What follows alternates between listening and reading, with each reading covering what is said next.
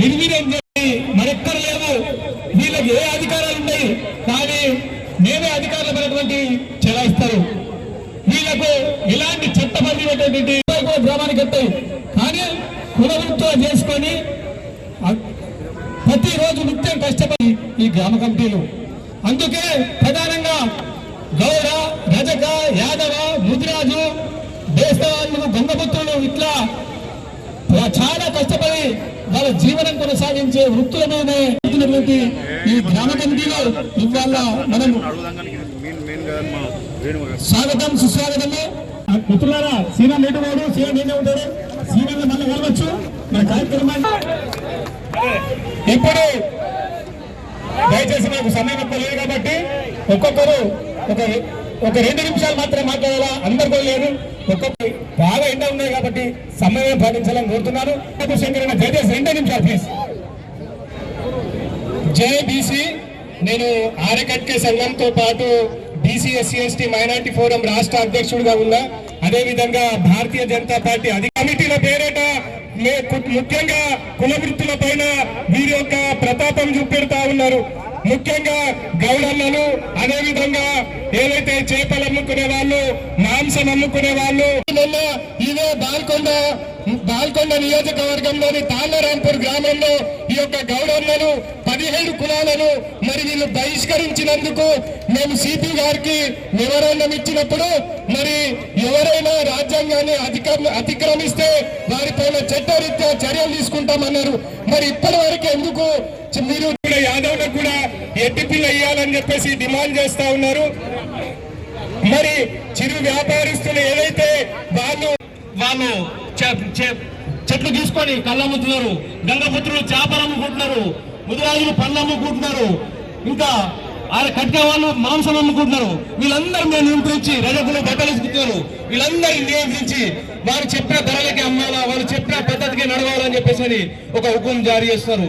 అసలు నేను అడుగుతున్నాను, అసలు చట్టం ఉందా? పోలీసు వాళ్ళు ఉన్నారా? ప్రభుత్వం ఉందా? చేసి మీరందరూ నాకెందుకు అని వీడియోలో ఉండి ఇలా మనమే చీల్చుకుంటున్నాం కాబట్టి మనం ఇలా అందరం ఐక్యతగా ఉండి వీడియోల సమర్గీతం పాడాలని చెప్పేసి నేను కోరుతున్నాను. సభ్యుల్ని శిక్షించాలని 6 నెలలుగా వాళ్ళకి విధించిన నిషేధాన్ని ఎత్తివేయాలని మీ అందరితో డిమాండ్ చేస్తా ఉన్నాం. డిమాండ్ చట్టం అవుతా బీసీ ఎస్సీ ఎస్టీ బీసీ ఐక్యత, ఐక్యత పోరాడమని చెప్పి ఏ ఒక్క కులము అది గౌడ కులం కావచ్చు, రౌలిక కులం కావచ్చు, యాదవ కులం కావచ్చు, గంగపుత్రులు కావచ్చు, మిగతా వారు కావచ్చు, ఒక్కరే పోరాడితే మన నేల అనుకున్న సాధించుకోలేటువంటి పరిస్థితుల్లో మన అందరం కూర్చొని తాళరాంపూర్ సంవత్సరం ముందర పెట్టుకొని మనమందరం ఐక్యమైతేనే రేపు వీరిసి అని చెప్పి మనమందరం ఒక దగ్గరికి రావడం జరిగింది. ఈ రోజు ర్యాలీ జరిగింది. ఇది రాష్ట్ర వ్యాప్తంగా ఒక చర్చానీయాంశమైంది. ఇక్కడ ఉన్నటువంటి పోలీసులు కానీ అధికారులు కానీ ఎవరైతే తాళరాంపూర్ వాసులు వాళ్ళ మీద కేసులు మీరు ఏం పెట్టారు, ఏ విధంగా చేసిర్రు, మీరు బాధితులుగా ఉన్నారా, బాధ్యులుగా ఉన్నారా అని చెప్పేసి చెప్తున్నా. ఈ పరిస్థితుల్లో ప్రజలు పిట్టే మళ్ళీ నక్సలైట్గా మారి మిమ్మల్ని హత్య చేయగలపని చెప్పి హెచ్చరిస్తూ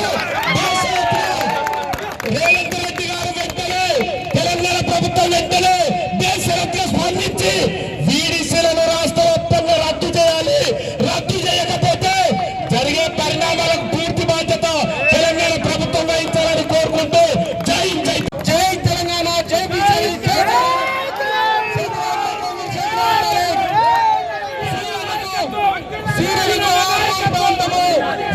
స్వాగతం చెప్తా ఉన్నది. సోదరులారా, ఏం బాగా నేను ఒక్కసారి మాట్లాడా, ఒక 2-3 నిమిషాలు మాట్లాడుతూ సీనియర్లకు ఇస్తా.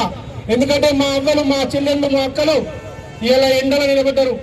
మా తమ్ముళ్ళందరూ, మా అన్నలందరూ, మా బాపులందరూ, మా రాజగౌడ్ బాప వచ్చిండు, మా శంకర్ గౌడ్ బాప వచ్చిండు.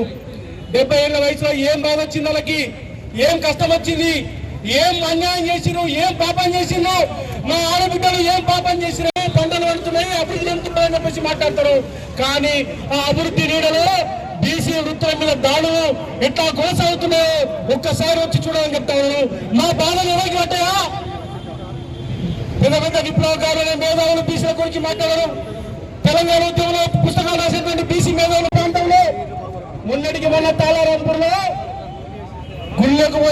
అక్క జిల్లాలని గుళ్ళకు రానియలేదు. ఈతగాని తగలబెట్టిండు.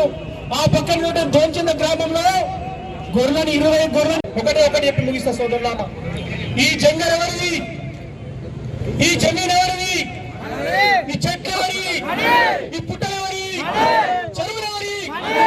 కుమరం మేము యుద్ధం చేసిండు ఈ జంగల్ జమీన్ కోసమే కదా.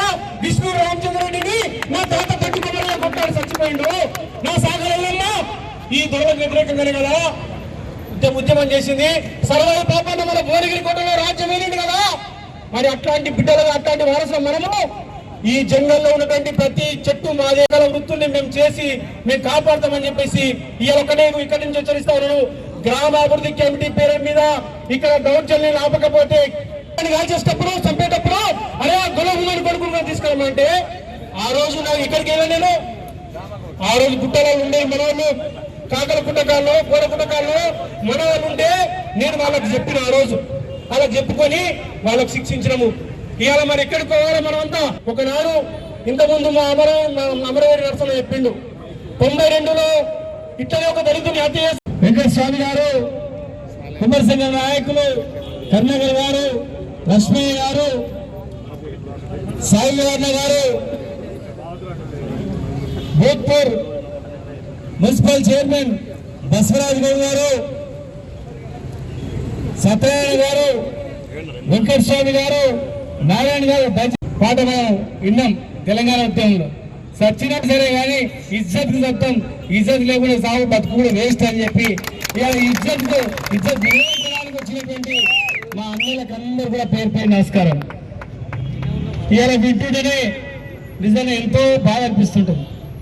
ఆ రోజు తెలిసినప్పుడు శ్రీరామనవమి రోజు గుళ్ళేకి వెళ్తే గుళ్ళే నుంచి మీరు వెళ్ళిపోవాలన్నప్పుడు ఎంత బాధపడి ఉంటారు మా అక్కళ్ళు, ఎంత బాధతో వచ్చి ఉంటారు. మేము ఏం పాపం చేసినాం, గుళ్ళ నుంచి మమ్మల్ని నిలబట్టిండ్రు అని చెప్పి ఎంత బాధపడి ఉంటారు అని చెప్పి చాలా దుఃఖం అనిపించింది. ఒక గౌడ కోస్తులే కాదు, ఈరోజు యాదవ కోస్తులు నాగంపేటలో కానీ, మెండలలో కానీ, పల్లికోటలో కానీ, చెన్నెల్లో గొర్రెలు మేపడానికి పైసలు ఇవ్వాలి, గొర్రెలు ఇవ్వాలి.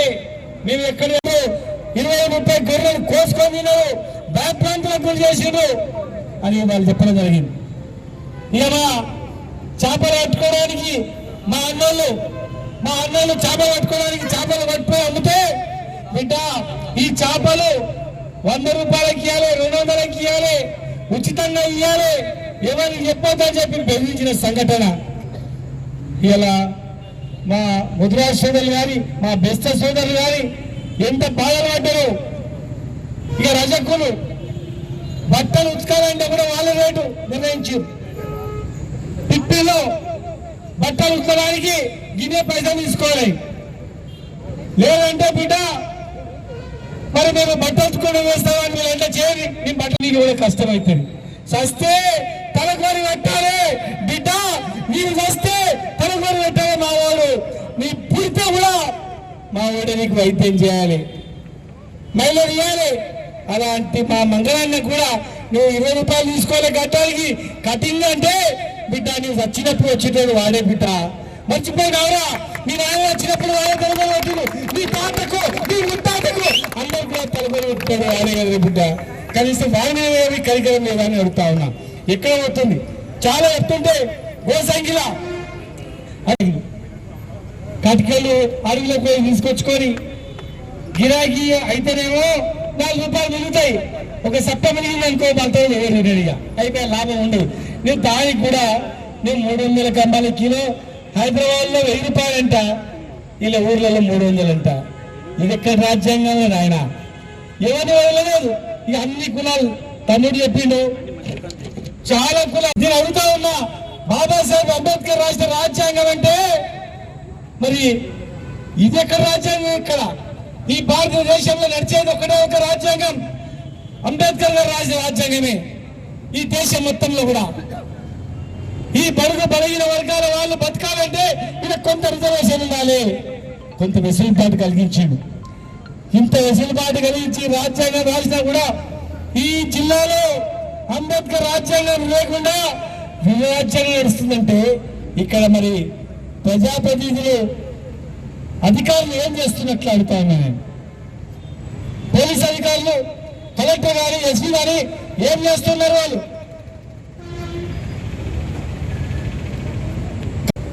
అక్కడ ఎవరు లేరు. ఏ గ్రామంలోనైతే ఎదురు మాట్లాడతాడో అరే బిడ్డ నీ గడ్డ వేస్తే నువ్వు ఎప్పుడైనా ఎందుకు ఇవ్వాలి? నేను కష్టపడి చెట్టకి కళ్ళు గీస్తే నీకు పైసలు ఎందుకు ఇవ్వాలి? గొర్రెలు రాసుకుంటే నీకు డబ్బులు ఎందుకు ఇవ్వాలి? మాట్లాడితే అరే వీడు చాలా గట్టిగా మాట్లాడుతున్నాడు, వీడు నక్సలైట్ అని చెప్తాం రా అని చెప్పి నక్సలైట్లు అని చెప్పి ముట్టేసి వందల వేల మందిని కోత కోసినటువంటి సంఘటనలు ఈ జిల్లాలో ఉన్నాయి. ఎదిరిస్తే నక్సలైటా, ఎదురు మాట్లాడితే నక్సలైటా? మరి ఎదురు జరిగినప్పుడు పోలీస్ స్టేషన్ నుంచి ఫిర్యాదు చేసినప్పుడు ఈ డిపార్ట్మెంట్ ఏం చేస్తుందని అడుగుతారు. బ్రాహ్మణులకు మిగతా అన్ని కులాలలో ఆదుకున్నది. దళిత బంధు 10 లక్షల రూపాయలు ఇచ్చింది ఆర్థికంగా మంచి పెరగాలని. కానీ ఇక్కడ ఈ రాజ్యాంగం ఏం రాజ్యాంగం నడుస్తుందో మాకు అర్థం కావట్లేదు. మంది పోయి కాలంలో జొర్రి ఆ గొడ్డల్లో జొర్రి అదే గొడ్డలి కావతోనా అందరు నరుక్కుంటూ పోతారు. ఇట్లా ఎవరు ప్రశ్నిస్తే, ఎవరు గట్టిగా మాట్లాడితే నేను దంద ఏముందిరా అని, ఎవరు గట్టిగా మాట్లాడాలంటే నా దంద ఖరాబ్ అవుతుంది. ఏం దందలో పూర్తి ఒకటి చేస్తే వస్తాం ఒకసారి.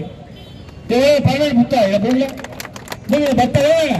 నేను వెనక ముందు అందరూ చావాల్సిందే కదా. కానీ ఈ జన్మని సార్థకం చేసుకోవాలి.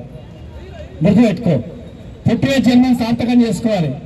అదే లొంగకుండా ప్రశ్నిస్తూ నిలబడ్డాడు రాని మనకు సపోర్ట్ చేస్తే ఏ కులపో వచ్చి మనం సపోర్ట్ చేసినాకో అరే ఈ జాతికి సపోర్ట్ చేస్తూ విశ్వాసంతో మనం ఓట్లేసి గెలిపిస్తే మనం ఎంత ఉన్నాడని ఆనందంగా ఉండండి. కానీ మన ఉండి మనం చేయకపోతే కూడా వాళ్ళు కూడా వదిలిపెట్టకండి. కానీ ఈ జాతికి ఎవడైతే మేలు చేస్తాడో, ఈ జాతిని ఎవరైతే కాపాడుకుంటాడో వాళ్ళ మీద మీరు దృష్టి పెట్టండి. అన్నా ఇది ఎక్కడ న్యాయం అన్నా? అందరం పోదామని, అందరం పోదాం నిజామాబాద్ పిలిపియండి అన్న, తెలంగాణ మొత్తం పోదాం తాడోపేట తెలుసుకుందామని. మీరు అనుకున్నచ్చు, మీకు భయపడగాని ఈ ఊర్లో వాళ్ళకి భయపడి రాకపోవచ్చు కాక, కానీ ఇంట్లో ఉండి చూస్తున్నారు వీళ్ళ పీడ ఎప్పుడు అవుతుంది రా అని చెప్పి ఎదురు చూస్తా ఉన్నారు. ఎవరైనా ఉత్తరా ఈ గంటలో ఎదురు తిరుగురా అని చూస్తున్నారు. ఎందుకంటే బాధగా ఉంది. కలెక్టర్ గారికి, ఎస్పీ గారు కూడా అడుగుతా ఉన్నా, వెంటనే మీరు జోక్యం కలిగించుకోవాలి. ఇది ఇంతింతై ఉప్పెనలా పొందకముందే, భారీ ఉద్యమం కాకముందే, రక్తపాతం కాకముందే, కొట్లాటలు కాకముందే మీరు జోక్యం కలిగించుకొని 15 రోజులలో పరిష్కారం చేయాలి. 15 రోజులలో పరిష్కారం చేయకపోతే చైర్మన్ కావాలి, మున్సిపల్ చైర్మన్ కావాలి, రాజ్యాంగ దిశగా మనం పయనించాలి. ఎన్ని పైసలు లాభం లేదు బిడ్డ. పొలిటికల్ పవర్ మాస్టర్ కి అని అంబేద్కర్ గారు చెప్పారు. అది ఉంటేనే మనకి ఇజ్జత్. అది కూడా పదవి తీసుకొని ఇంట్లో కటికలు అడుగులకు పోయి తీసుకొచ్చుకొని గిరాకీ అయితేనేమో 4 రూపాయలు మిగులుతాయి. ఒక సట్ట మిగిలింది అనుకో మనతో రెడీగా అయిపోయి లాభం ఉండదు. నేను దానికి కూడా నేను 300 కమ్మాలి కిలో. హైదరాబాద్ లో 1000 రూపాయలంట, ఇలా ఊర్లలో 300 అంట. ఇది ఎక్కడ రాజ్యాంగం ఆయన? ఎవరిని వదలలేదు. ఇక అన్ని కులాలు తమ్ముడు చెప్పిండు, చాలా కులాలు అక్కడ ఎవరు లేరు. ఏ గ్రామంలోనైతే ఎదురు మాట్లాడతాడో అరే బిడ్డ నీ గడ్డ వేస్తే నువ్వు ఎప్పుడైనా ఎందుకు ఇవ్వాలి? నేను కష్టపడి చెట్టకి కళ్ళు గీస్తే నీకు పైసలు ఎందుకు ఇవ్వాలి? గొర్రెలు రాసుకుంటే నీకు డబ్బులు ఎందుకు ఇవ్వాలి? మాట్లాడితే అరే వీడు చాలా గట్టిగా మాట్లాడుతున్నాడు, వీడు నక్సలైట్ అని చెప్తాం రా అని చెప్పి నక్సలైట్లు అని చెప్పి ముట్టేసి వందల వేల మందిని కోత కోసినటువంటి సంఘటనలు ఈ జిల్లాలో ఉన్నాయి. ఎదిరిస్తే నక్సలైటా, ఎదురు మాట్లాడితే నక్సలైటా? మరి ఎదురు జరిగినప్పుడు పోలీస్ స్టేషన్ నుంచి ఫిర్యాదు చేసినప్పుడు ఈ డిపార్ట్మెంట్ ఏం చేస్తుందని అడుగుతాను. నేను అడుగుతా ఉన్నా, బాబాసాహెబ్ అంబేద్కర్ రాసిన రాజ్యాంగం అంటే మరి ఇది ఎక్కడ రాజ్యాంగం? ఇక్కడ ఈ భారతదేశంలో నడిచేది ఒకటే ఒక రాజ్యాంగం, అంబేద్కర్ గారు రాసిన రాజ్యాంగమే. ఈ దేశం మొత్తంలో కూడా ఈ బడుగు బలహీన వర్గాల వాళ్ళు బతకాలంటే ఇలా కొంత రిజర్వేషన్ ఉండాలి, కొంత వెసులుబాటు కలిగించాడు. ఇంత వెసులుబాటు కలిగించి రాజ్యాంగం రాసినా కూడా ఈ జిల్లాలో అంబేద్కర్ రాజ్యాంగం లేకుండా రాజ్యాంగం నడుస్తుందంటే ఇక్కడ మరి ప్రజాప్రతినిధులు అధికారులు ఏం చేస్తున్నట్లు అడుగుతా ఉన్నా నేను. పోలీస్ అధికారులు, కలెక్టర్ గాని, ఎస్పీ గాని ఏం చేస్తున్నారు? వాళ్ళు కార్యక్రమం పెట్టుకోవాలి. వేరే కార్యక్రమం వద్దు. ఈ 5-6 కులాలను ఆ ఊర్లో నిషేధించినటువంటి పరిస్థితిని ఒక్క గౌడ కులం కాదు, గౌడ కులం నిషేధించిండ్రు, ఎస్సీల మీద ఆంక్షలు పెట్టిండ్రు, రజకుల మీద, నాయకుల మీద, యాదవుల మీద, కురువుల మీద, కుమ్మరుల మీద, అన్ని కులవృత్తుల మీద దాడి జరిగింది. కనుక ఒక పాంప్లెంట్ వేసినప్పుడు కానీ, ఒక చిక్క వేసినప్పుడు కానీ, ఏ ఊర్లో ఏ కులాన్ని అవమానపరిచిందనే దాన్ని పట్టుకొని ఆ పెద్ద పోస్టర్ వేసుకొని ఒకసారి ఇండియా పార్క్ దగ్గర, ప్రెస్ క్లబ్ దగ్గర ప్రెస్ మీట్ వెళ్ళాం, జిల్లాలను వినిపిద్దాం, దేశవ్యాప్తంగా కూడా ఢిల్లీకి పోయి ప్రధానమంత్రి కూడా కలిసి ఇదే రాజ్యాంగం, నేను హిందుత్వం హిందూ అంటారు కదా, ఎస్సీ ఎస్టీ బీసీ అన్ని జాతులకు కులవృత్తుల మీద దాడి జరుగుతూ ఉంది. దేశం మొత్తం కూడా బీసీ జపం చేస్తా ఉన్నారు, భారతదేశం మొత్తం కూడా బహుజన జపం చేస్తా ఉన్నారు.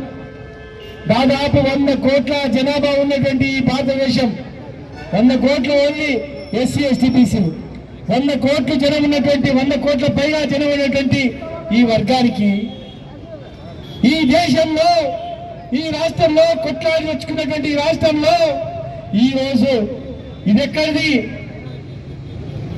బట్టలు ఇట్టుకొని కదరా, సౌరం చేయడానికి పోతారా, కళ్ళు అమ్మడానికి పోతారా? మామూలు ఏంటి ఈ దౌర్జన్యం ఏంటి అని అడుగుతా ఉంటా. దయచేసి ఒక్కసారి ఆలోచన చేయాలి.